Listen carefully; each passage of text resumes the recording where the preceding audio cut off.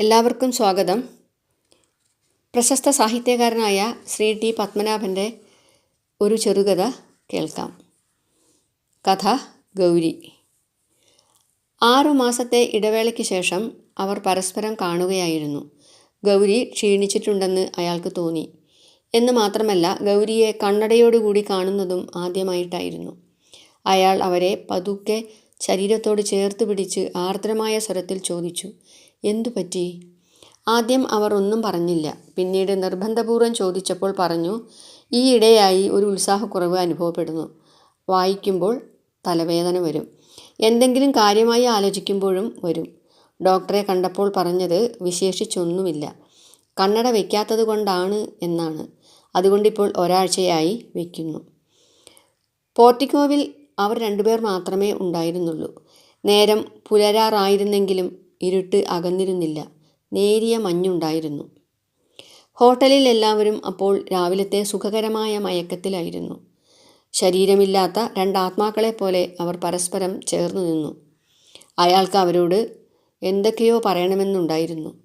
പക്ഷേ ഒരുതരം കുറ്റബോധമുള്ളതുകൊണ്ട് ഒന്നും പറയാൻ കഴിഞ്ഞില്ല. "എന്തോ എനിക്കൊന്നും അറിയില്ല," ഗൗരി പറഞ്ഞു. "ഈയിടെയായി കാലത്തെക്കുറിച്ച്, വയസ്സിനെക്കുറിച്ച് കൂടുതൽ ബോധവതിയാകുന്നു. ചില രാത്രികളിൽ ഒറ്റയ്ക്ക് ഞെട്ടിയുണർന്ന്." അയാളുടെ ഉള്ളിൽ പൊടുന്നനെ ഒരു കൊളുത്തിവലിയുണ്ടായി. ശരീരമാകെ വിറയ്ക്കുകയും ചെയ്തു. പക്ഷേ തൻ്റെ ഭാവപകർച്ച പുറത്തു കാണരുതെന്ന് അയാൾക്കുണ്ടായിരുന്നു. അയാൾ അവരുടെ കൈ അമർത്തിപ്പിടിച്ചു പറഞ്ഞു, "ഇല്ല, നമ്മൾക്കൊരിക്കലും വയസ്സാവുകയില്ല." അവർ അപ്പോൾ പുഞ്ചിരിക്കാൻ ശ്രമിച്ചു. എന്തോ പറയാനും അവർ ആരംഭിച്ചു. പക്ഷേ പിന്നീട് ഒരു രണ്ടാം വിചാരത്തിലെന്ന പോലെ പറയാതിരിക്കുകയും ചെയ്തു. അവർ രണ്ടുപേരും ചെറുപ്പക്കാരായിരുന്നില്ല എന്നത് ഒരു സത്യമായിരുന്നു. എന്നാൽ അവർ മധ്യവയസ്കരായിരുന്നില്ല. രണ്ടിൻ്റെയും നടുവിലെവിടെയോ ആയിരുന്നു അവരുടെ പ്രായം. അയാൾക്ക് അവരെ അപേക്ഷിച്ച വയസ്സൽപ്പം കൂടുതലായിരുന്നുവെങ്കിലും ഒരിക്കലും അത് തോന്നിച്ചിരുന്നില്ല. വയസ്സിനെപ്പറ്റി ഒരിക്കലും അവർ സംസാരിക്കാറുണ്ടായിരുന്നില്ല. അതുകൊണ്ടിപ്പോൾ ആദ്യമായി അത് കേട്ടപ്പോൾ ഗൗരി പിന്നീട് പറഞ്ഞു, "വെറുതെ നമ്മൾ എന്തൊക്കെയോ പറഞ്ഞ് സമയം കളഞ്ഞു. വരൂ, വേഗം നടക്കാം. അവിടെ എത്തുമ്പോൾ ഇന്നൊരു പക്ഷേ." അയാൾ തിടുക്കത്തിൽ പറഞ്ഞു, "ഇല്ല, എൻ്റെ കുട്ടി അവിടെ എത്തുന്നതിന് മുമ്പായി ഒരിക്കലും സൂര്യൻ ഉദിക്കില്ല. എനിക്ക് നല്ല ഉറപ്പുണ്ട്." കടലിന് സമാന്തരമായി പോകുന്ന റോഡിലൂടെ അവർ നടന്നു. ഇതിനു മുമ്പും ഒന്നിലധികം തവണ അതിലൂടെ അവർ പോയിട്ടുണ്ടായിരുന്നു. എപ്പോഴും പുലർച്ചയ്ക്ക് തന്നെ. എന്നിട്ട് കടലിലേക്ക് തള്ളി നിൽക്കുന്ന പാറയുടെ മുകളിൽ സൂര്യൻ കടലിൽ നിന്ന് ഉദിച്ചുയരുന്നതും കാത്ത് നിന്നു. ഗോപാൽപൂരിനോട് എന്താണ് ഗൗരിക്ക് ഇത്ര വലിയ ഇഷ്ടം എന്ന് അയാൾക്കൊരിക്കലും മനസ്സിലായിരുന്നില്ല. ഒന്നാലോചിച്ചാൽ അതിലും സുന്ദരമായ സ്ഥലങ്ങൾ അവർ വേറെ കണ്ടിരുന്നില്ലേ? അവിടങ്ങളിലൊക്കെ താമസിച്ചിരുന്നില്ലേ? മഹാബലേശ്വർ, പച്മാറി, ഡാർജിലിംഗ്, കന്യാകുമാരി. എന്നിട്ടും ഗൗരിക്ക് എന്നും ഇഷ്ടം ഗോപാൽപൂരിനോട് തന്നെയായിരുന്നു. ഒന്നുകിൽ ടൂറിസ്റ്റുകളുടെ ബഹളം ആരംഭിക്കുന്നതിന് മുമ്പ്, അല്ലെങ്കിൽ സീസൺ കഴിഞ്ഞ ഉടനെ. അവിടുത്തെ കടൽക്കരയിലൂടെ, ഗ്രാമത്തിലൂടെ പകലുകൾ നടന്നു നീങ്ങി. എല്ലാ പുലർച്ചകളിലും പാറക്കെട്ടിൽ ചെന്നിരുന്നു. അവിടുത്തെ ഹോട്ടലിലെ ശാന്തമായ അന്തരീക്ഷത്തിൽ സമയത്തെക്കുറിച്ച് ഒരു ബോധവുമില്ലാതെ, ഒരു വേവലാതിയുമില്ലാതെ തണ്ടും വലയുമായി മീൻ പിടിക്കാൻ പോകുന്ന ഏതാനും പേർ അവരെ മുറിച്ച് കടന്നുപോയി. അതൊഴിച്ചാൽ റോഡ് അപ്പോഴും വിജനമായിരുന്നു. മഞ്ഞിൻ്റെ കട്ടി നിമിത്തം ഒന്നും വ്യക്തമായി കാണാമായിരുന്നില്ല. വഴിവിളക്കുകളാണെങ്കിൽ വെളിച്ചത്തിൻ്റെ നേരിയ ചീളുകൾ മാത്രമായിരുന്നു. വിളക്കുകാലുകളുടെ ചുറ്റും ശലഭങ്ങൾ നൃത്തം ചെയ്തുകൊണ്ടിരുന്നു. അവർ രണ്ടുപേരും ഒന്നും സംസാരിക്കാതെ നടന്നു. എങ്കിലും അയാൾ ആലോചിക്കുന്നുണ്ടായിരുന്നു. 6 മാസം മുമ്പ് ഗൗരി എഴുതി, "ഇത്തവണ കാഠ്മണ്ഡുവിൽ ഒരാഴ്ച മാനേജ്മെൻറ്റ് സെമിനാർ. ഞങ്ങളുടെ കമ്പനിയിലെ ടോപ്പ് എക്സിക്യൂട്ടീവ്സ് മാത്രമേ ഉള്ളൂ. വെളിയിൽ നിന്ന് ആരെയും വിളിക്കുന്നില്ല. ഇതിൻ്റെ നടത്തിപ്പിൻ്റെ പൂർണ്ണ ഉത്തരവാദിത്തം എനിക്കാണ്. ജനുവരി 7-ന് തീരും. അത് കഴിഞ്ഞ് ഒരാഴ്ച ലീവെടുത്ത് നേപ്പാളിൽ തന്നെ കഴിയുവാൻ ഞാൻ ആഗ്രഹിക്കുന്നു. നിങ്ങൾ വരില്ലേ?" "വരണം. അല്ലെങ്കിൽ പിന്നെ എന്തിനാണ് ഞാൻ?" "നമുക്ക് രണ്ടുപേർക്കും കൂടി ഒരിക്കൽ എന്നോട് അന്നപൂർണയുടെ താഴ്വരയിലുള്ള ഒരു തടാകത്തെയും തടാകത്തിൻ്റെ നടുവിലുള്ള ഏകാന്തമായ ഒരു ദ്വീപിനെക്കുറിച്ചും പറഞ്ഞിരുന്നില്ലേ? നമ്മൾ പരിചയപ്പെടുന്നതിന് മുമ്പ് ഒരു തവണ ആ ദ്വീപിലെ പഴയ ഒരു ഹോട്ടലിൽ ചെന്ന് ഏതാനും നാളുകൾ കഴിച്ചുകൂട്ടിയതിനെക്കുറിച്ച് പറയാറില്ലേ? എനിക്കിപ്പോൾ അവിടെ പോകാൻ എൻ്റെ ഈ ലോകത്തെ പൂർണ്ണമായും മറന്ന് അങ്ങയുടെ കൂടെ ഏതാനും നാളുകൾ കഴിയുവാൻ ധൃതിയായിരിക്കുന്നു. അയാൾ ഓർത്തു. എഴുത്ത് കിട്ടിയ മുതൽ അയാൾക്കും ധൃതിയായിരുന്നു. വൈകുന്നേരം അവർ പശുപതിനാഥൻ്റെ ക്ഷേത്രത്തിലേക്ക് പോയി. ഉച്ചയ്ക്കത്തെ ഫ്ലൈറ്റിന് അയാൾ എത്തിയിട്ടേ ഉണ്ടായിരുന്നുള്ളൂ. ഗൗരി ഒരു കൊച്ചുകുട്ടിയുടെ ആഹ്ലാദത്തോടും ഉത്സാഹത്തിമിർപ്പോടും കൂടി പറഞ്ഞു, നമുക്ക് നടന്നിട്ട് പോവാം. അതിനു മുമ്പും അവിടെ പോയിട്ടുള്ള അയാൾ പറഞ്ഞു, ക്ഷീണിക്കും, ഇത്തിരി ദൂരമുണ്ട്, വഴിയാണെങ്കിൽ ഒരു വൃത്തിയുമില്ലാത്ത. അപ്പോൾ ഗൗരി വീണ്ടും പറഞ്ഞു, അത് സാരമില്ല, ഞാൻ ക്ഷീണിച്ചാൽ എന്നെ നോക്കാൻ എൻ്റെ കൂടെ ഇപ്പോൾ. എന്നിട്ട് ഗൗരവം നടിച്ചുകൊണ്ട്, എന്നാൽ ഒരു കുസൃതി ചിരിയോടുകൂടി, ഇത്തവണ ദേവൻ്റെ മുമ്പിലെത്തുമ്പോൾ ഞാൻ സനാഥയായിരിക്കുമല്ലോ. അയാൾ ഓർത്തു. സനാഥ എന്ന വാക്ക് ഗൗരി ഉച്ചരിച്ചപ്പോൾ അവരുടെ ശബ്ദം തെല്ലുവിറച്ചിരുന്നില്ലേ? അവരുടെ ഭംഗിയേറിയ കണ്ണുകളിൽ പ്രതീക്ഷയുടെ തീനാളങ്ങൾ പടർന്നു കയറിയിരുന്നില്ലേ? പക്ഷേ അപ്പോൾ അയാൾ സന്ധ്യക്കാണ് അവർ ക്ഷേത്രത്തിലെത്തിയത്.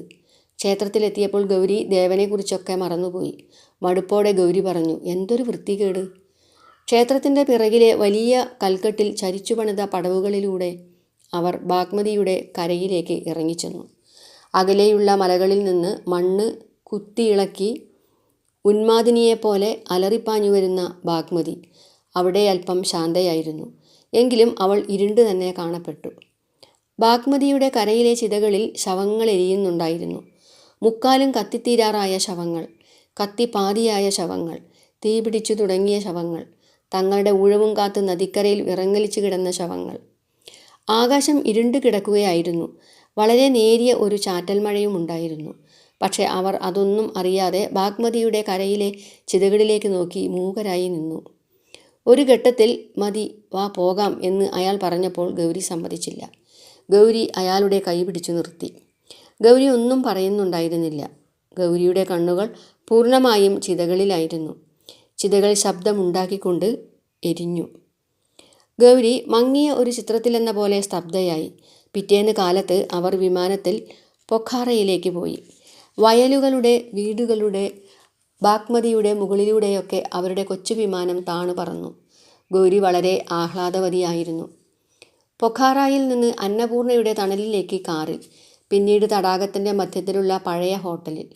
ഹോട്ടൽ എന്ന് വെച്ചാൽ ചെത്തിത്തേക്കാത്ത ഉരുളൻ കല്ലുകളും മിനുക്കാത്ത കാട്ടുതടിയും കൊണ്ട് നിർമ്മിച്ച ഏതാനും കുടിലുകളിൽ മുള കൊണ്ടും ചൂരൽ കൊണ്ടും മെടഞ്ഞെടുത്ത കട്ടിൽ, മേശ, കസേല. ബാഹ്യലോകത്ത് ലഭിക്കുന്ന സൗകര്യം എന്ന് പറയാൻ അവിടെ ആകെ ഉണ്ടായിരുന്നത് പൈപ്പ് വെള്ളവും ഇലക്ട്രിസിറ്റിയുമായിരുന്നു. പിന്നെ ടെലഫോണും. ഏറ്റവും സമാധാനം നിറഞ്ഞ ഏതാനും ദിവസങ്ങൾ. കുടിലിലെ വരാന്തയിൽ നിന്ന് കാണുന്ന തടാകത്തിലെ ജലപ്പരപ്പ്, തടാകത്തിൻ്റെ അങ്ങേക്കരയിലുള്ള താഴ്വരകളിലെ കാട്ടുപൂക്കൾ, എല്ലാറ്റിനും ഉപരിയായി സദാ മഞ്ഞിൻ്റെ ശിരോവസ്ത്രം അണിഞ്ഞു നിൽക്കുന്ന അന്നപൂർണ. ഗൗരി ആഹ്ലാദവതിയായിരുന്നു. എങ്കിലും അയാളുടെ ഉള്ളിൽ മിക്കപ്പോഴും ഭയമുണ്ടായിരുന്നു. ബാഗ്മതിയുടെ കരയിൽ കത്തിയെരിയുന്ന ചിതകൾക്ക് മുമ്പിൽ എല്ലാം മറന്ന് ഒരു ചിത്രത്തിലെന്ന പോലെ സ്തബ്ധയായി നിന്ന ഗൗരിയുടെ രൂപം എത്ര ശ്രമിച്ചിട്ടും മനസ്സിൽ നിന്ന് മാഞ്ഞു പോവുകയുണ്ടായില്ല. പിന്നീട് ഒഴിവു ദിവസങ്ങൾ തീർന്നപ്പോൾ രണ്ടുപേരും രണ്ടു വഴിക്ക്, അവരുടേതായ ലോകങ്ങളിലേക്ക്, പതിവ് പോലെ മുഖം മൂടികൾ അണിഞ്ഞ്. തിരിച്ചെത്തിയ ഉടനെ തന്നെ ഗൗരി എഴുതി, ഇന്നലെ യാത്രയുടെ ക്ഷീണം ഞാൻ അറിഞ്ഞതേയില്ല. എൻ്റെ ഒപ്പം ആരാണുണ്ടായിരുന്നതെന്നോ പറയില്ല. എനിക്കറിയില്ല. ഞാൻ ആകെ മാറിയിരിക്കുന്നു. ഈ സ്നേഹം മധുരമായ വേദന തന്നെ. അങ്ങ് ഒരിക്കൽ എഴുതിയില്ലേ, വേദനയോടുകൂടി സ്നേഹിക്കുന്നു എന്ന്. എത്ര ശരി, ഞാൻ ഇപ്പോഴതറിയുന്നു. ധർമ്മസങ്കടങ്ങളുടെ നടുവിലും പേരിടാനാവാത്ത ആഹ്ലാദം.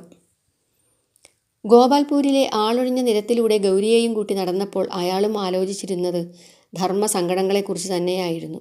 ഗൗരിയുടേത് മാത്രമല്ല, അയാളുടേതും. ഒരു ഘട്ടത്തിൽ ഗൗരി ചോദിച്ചു, എന്താണ് ആലോചിച്ചുകൊണ്ടിരിക്കുന്നത്? ഒന്നും പറയാതെ. അയാൾ പെട്ടെന്ന് ഞെട്ടി. പിന്നീട് പതുക്കെ പറഞ്ഞു, ഇല്ല, ഒന്നുമില്ല. അവർ ഒരു വിളക്ക് കാലിൻ്റെ ചുവട്ടിലായിരുന്നു. ഗൗരി പൊടുന്നനെ അയാളെ പിടിച്ചു നിർത്തി.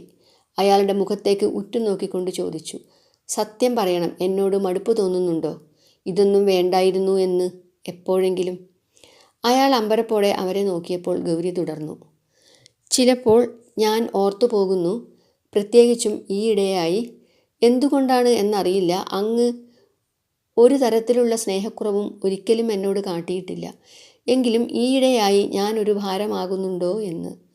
സ്നേഹത്തിൻ്റെ കാണാക്കയങ്ങളിലേക്ക് അങ്ങയെ പിടിച്ചുകൊണ്ടുപോയത് ഞാനായിരുന്നല്ലോ.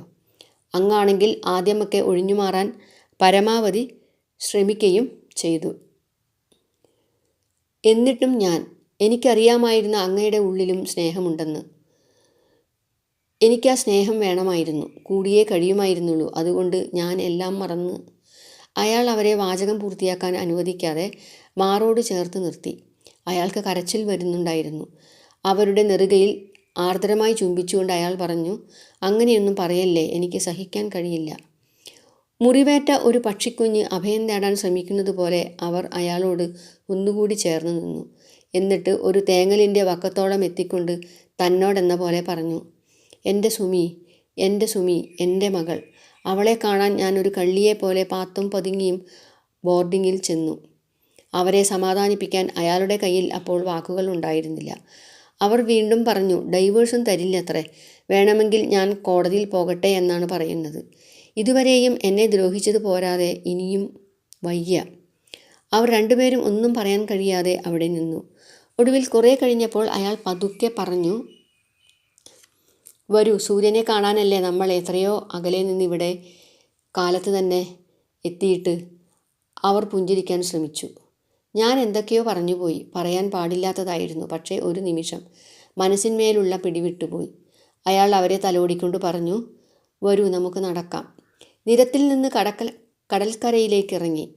ഇപ്പോൾ വളരെ അടുത്തെങ്കിലും രാവിലത്തെ മഞ്ഞിൽ നനഞ്ഞ് ദൂസരമായ ഒരു ചിത്രം പോലെ അവ്യക്തമായി മാത്രം കാണുന്ന പാറക്കൂട്ടങ്ങളുടെ നേർക്ക് നടക്കുമ്പോൾ അയാൾ തനിക്ക് വളരെ ഇഷ്ടമായ ഒരു പഴയ കവിതയുടെ ഈരടികൾ പതുക്കെ ഉരുവിട്ടുകൊണ്ടിരുന്നു.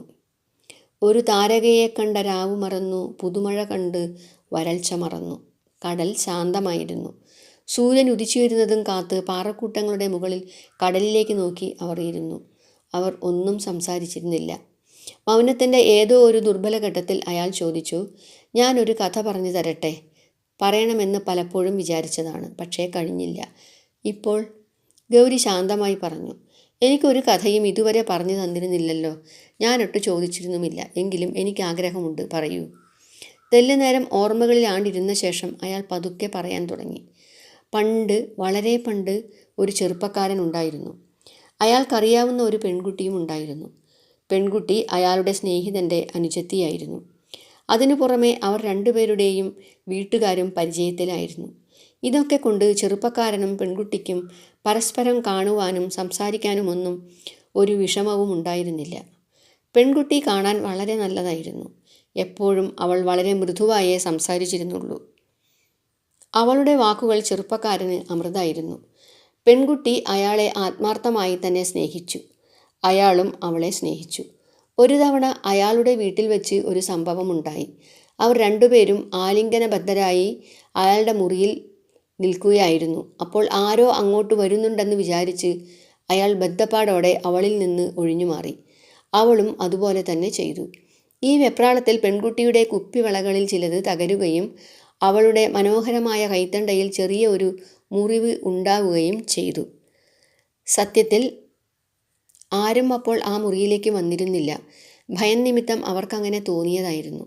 പെൺകുട്ടിയുടെ കൈത്തണ്ടയിൽ നിന്ന് ചോര കിനിയുന്നുണ്ടായിരുന്നു. അത് തുടച്ചു കളഞ്ഞതിന് ശേഷം പൊട്ടിയ വളത്തുണ്ടുകളെടുത്ത് കയ്യിൽ പിടിച്ച് അപരാധബോധത്തോടെ ചെറുപ്പക്കാരൻ പറഞ്ഞു, ഞാൻ വേറെ വാങ്ങിത്തരാം. അയാളെ ജീവിതം മുഴുവൻ പിന്തുടരുന്ന ഒരു നോട്ടം ആ പെൺകുട്ടി അപ്പോൾ നോക്കി. അവൾ പറഞ്ഞു, വേറെ വാങ്ങിത്തരണ്ട, ഇത് എപ്പോഴും ഓർമ്മയുണ്ടായാൽ മതി. ചെറുപ്പക്കാരൻ പിന്നീട് ഉന്നത വിദ്യാഭ്യാസത്തിനായി അന്യദിക്കിലേക്ക് പോയി. ആയിടയ്ക്ക് അവർ ചുരുക്കമായേ കണ്ടിരുന്നുള്ളൂ. പെൺകുട്ടിയുടെ കുറ്റബോധം കൊണ്ടായിരുന്നില്ല. സത്യത്തിൽ അയാളായിരുന്നു ഒരു ഭീരുവിനെ പോലെ പെരുമാറിയത്. പിന്നീട് കാലാന്തരത്തിൽ പെൺകുട്ടി വിവാഹിതയാകുകയും ഒരമ്മയാവുകയും ചെയ്തു. അവളെ കല്യാണം കഴിച്ചത് നല്ല ധനസ്ഥിതിയുള്ള ഒരു ബിസിനസ്സുകാരനായിരുന്നു. പശ്ചാത്താപത്തിൻ്റെ മുള്ളുകൾ ഇടയ്ക്കൊക്കെ ചെറുപ്പക്കാരൻ്റെ മനസ്സിനെ കുത്തിനോവിക്കാറുണ്ടായിരുന്നെങ്കിലും അവൾ ഒരു നിവൃത്തിയുള്ള വീട്ടിലാണല്ലോ എത്തിയത്. നല്ല ഒരു ഭർത്താവിനെയാണല്ലോ അവൾക്ക് ലഭിച്ചത്. സംതൃപ്തമായ ഒരു കുടുംബജീവിതമാണല്ലോ അവൾ നയിക്കുന്നത് എന്നൊക്കെ ഓർത്ത് അയാൾ അപ്പോഴൊക്കെ സ്വയം സമാധാനിച്ചു. പക്ഷേ അയാളുടെ സമാധാനത്തിനൊന്നും ഒരടിസ്ഥാനവും ഉണ്ടായിരുന്നില്ല എന്നതായിരുന്നു സത്യം. പെൺകുട്ടിയുടെ ജീവിതം തികച്ചും ദുഃഖഭൂയിഷ്ടമായിരുന്നു. അവിടെ താളപ്പിഴകളും ശ്രുതിഭംഗങ്ങളും മാത്രമേ ഉണ്ടായിരുന്നുള്ളൂ. പിന്നീട് അധികമൊന്നും വൈകാതെ തന്നെ അവൾ രോഗബാധിതയാകുകയും മരിക്കുകയും ചെയ്തു. മരിക്കുന്നതിന് മുമ്പ് ചെറുപ്പക്കാരൻ അവളെ ഒരിക്കൽ കണ്ടിരുന്നു. അയാൾ ഒരു സ്നേഹിതനെ കാണാനായി പോവുകയായിരുന്നു. ആ വഴിക്ക് എവിടെയോ ആണ് പെൺകുട്ടി ഭർത്താവിൻ്റെ കൂടെ താമസിച്ചിരുന്നത് എന്ന് അയാൾക്കറിയാമായിരുന്നു. അയാൾ പലതും ഓർത്ത് ഇടവഴിയിലൂടെ നടക്കുമ്പോൾ മുകളിലെ വളപ്പിൽ നിന്ന് ഒരു ശബ്ദം കേട്ടു. നോക്കിയപ്പോൾ മരം മറഞ്ഞു നിൽക്കുന്ന പെൺകുട്ടിയെ ആയിരുന്നു. അയാളെ തന്നെ നോക്കിക്കൊണ്ട് അയാൾ ഞെട്ടിത്തെറിച്ചുപോയി. പെൺകുട്ടി വളരെ ക്ഷീണിച്ച് ചോരയെല്ലാം പോയി വിളറി. ഒരു നുടിയുടെ മാത്രമേ അവർ പരസ്പരം നോക്കി നിന്നുള്ളൂ. എങ്കിലും ആ ചുരുങ്ങിയ സമയം കൊണ്ട് തന്നെ അവളുടെ കണ്ണുകളിൽ പഴയ സ്നേഹവും പ്രതീക്ഷയുമൊക്കെ വഴിഞ്ഞൊഴുകുന്നത് കണ്ടു. പക്ഷേ അപ്പോഴും ചെറുപ്പക്കാരൻ ഒരു ഭീരുവിനെ പോലെ തന്നെ പെരുമാറി. പിന്നീട് കൊല്ലങ്ങൾ കഴിയും തോറും ഇതിൻ്റെയൊക്കെ ഓർമ്മ വേട്ടനായ്ക്കളെ പോലെ അയാളെ പിന്തുടർന്നുകൊണ്ടിരുന്നു. അതിനുശേഷം വളരെ കൊല്ലങ്ങൾ കഴിഞ്ഞിട്ട് ചെറുപ്പക്കാരൻ അയാൾ അപ്പോൾ ഏതാണ്ടൊരു മധ്യവയസ്കനായി കഴിഞ്ഞിരുന്നു. പഴയ വഴികളിലൂടെ യാത്ര ചെയ്യുകയായിരുന്നു അയാൾ. അപ്പോൾ ദൂരെ എവിടെയോ ഒരു വലിയ ഉദ്യോഗസ്ഥനൊക്കെ ആയിക്കഴിഞ്ഞിരുന്നു. അയാളുടെ കൂടെ കാറിൽ അയാളുടെ ഏട്ടത്തിയും ഉണ്ടായിരുന്നു. കാർ ഒരു വളവിൽ സ്പീഡ് കുറച്ച് പതുക്കെ തിരിഞ്ഞപ്പോൾ ഒരു പെൺകുട്ടി, അല്ല യുവതിയോ, അവരെ കടന്നുപോയി. അയാൾ ഞെട്ടി. ഒരു നിമിഷ നേരത്തേക്ക് അയാളുടെ ഹൃദയമിടിപ്പ് നിന്നതുപോലെയായി. അയാൾ കടന്നുപോയ ആ പെൺകുട്ടിയെ തന്നെ നോക്കി ഇരുന്നപ്പോൾ, അവിശ്വസനീയമായ ഒരു കാഴ്ച കണ്ടിട്ടെന്ന പോലെ നോക്കിയിരുന്നപ്പോൾ ഏട്ടത്തി പറഞ്ഞു, "നീ അറിയില്ല, അത് നമ്മുടെ പഴയ വീട്ടിൽ വരാറുണ്ട്, പാവം കുട്ടി." അയാൾ ഞെട്ടി. ഏട്ടത്തി എന്തോ ഓർത്തിട്ടെന്ന പോലെ ഒരു നിശ്വാസത്തോടെ വീണ്ടും പറഞ്ഞു, "അവളുടെ അമ്മ." അയാൾ ഒന്നും പറയാൻ കഴിയാതെ കണ്ണടയൂരി ടവൽ കൊണ്ട് മുഖം തുടച്ചുകൊണ്ടിരുന്നു. ടവൽ നനയുന്നുണ്ടായിരുന്നു. കഥ നിർത്തി അയാൾ മിണ്ടാതിരുന്നു. ഗൗരിയും ഒന്നും പറയുന്നുണ്ടായിരുന്നില്ല. എങ്കിലും അവരുടെ കൈകൾ സ്നേഹപൂർവ്വം അയാളെ. ഗോപാൽപൂരിലെ കടലിന് മുകളിൽ അപ്പോഴും മേഘങ്ങളുണ്ടായിരുന്നു. സൂര്യൻ മേഘങ്ങൾക്ക് പിറകിൽ ഒളിച്ചു കളിക്കുന്നത് പോലെ തോന്നി. അവർ ക്ഷമയോടെ കാത്തിരുന്നു. ഇതോടെ ഇന്നത്തെ വീഡിയോ പൂർണ്ണമാകുന്നു. ഇനിയും സബ്സ്ക്രൈബ് ചെയ്യാത്തവർ സബ്സ്ക്രൈബ് ചെയ്യുക. നന്ദി, നമസ്കാരം.